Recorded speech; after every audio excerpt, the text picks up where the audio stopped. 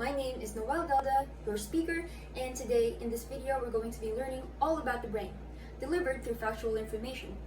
But what are facts exactly? Facts are pieces of information that are the absolute truth and cannot be refuted. It's categorized into the informational or analytical listening materials. And it means dissecting meaning or deriving meaning, literal or subjective, in order for you to understand or learn about a context. More of these include descriptive information. Descriptive information essentially describes something from its characteristics. And next we have instructional information, basically telling you what to do or how to carry out a task. Now let's delve into the brain. It's undeniable that the brain is the most complex structure in humankind. And sometimes we get curious about the intricacies of our bodily processes that it's very, very common to think about the brain, which ironically thinks for us. The brain thinking about the brain. What an interesting concept. Anyway, the way that we're wired shows that we are indeed sentient beings, that we have cognitive abilities such as to recognize, to think or understand, and remember. And we get to question things such as, how am I feeling these things and how am I making a reality of those that surround me?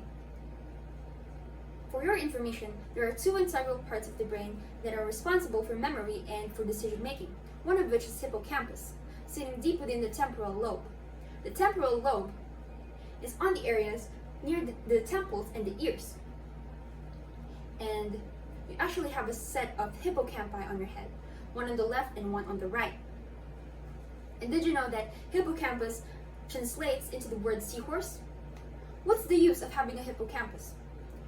It's critical for memory, for storing and retaining long-term memory.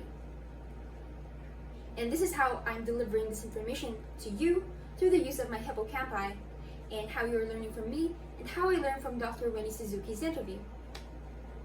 Next, we have the prefrontal cortex, located behind the forehead and conversely on the front of the brain. What's the use of the prefrontal cortex? It's for decision making.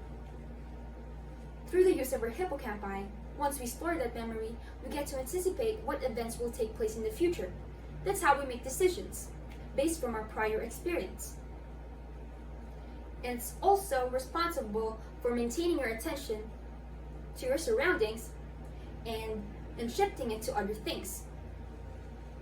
Now, as an addendum, in order for you to improve your prefrontal cortex, you can try meditating or exercising. Because the prefrontal cortex responds well with these types of activities. And the hippocampus and the prefrontal cortex combined makes the process of recognizing, thinking and understanding, and remembering. That's it. I hope you learned something from this video. Again, my name is Noelle Delda. Thank you for watching.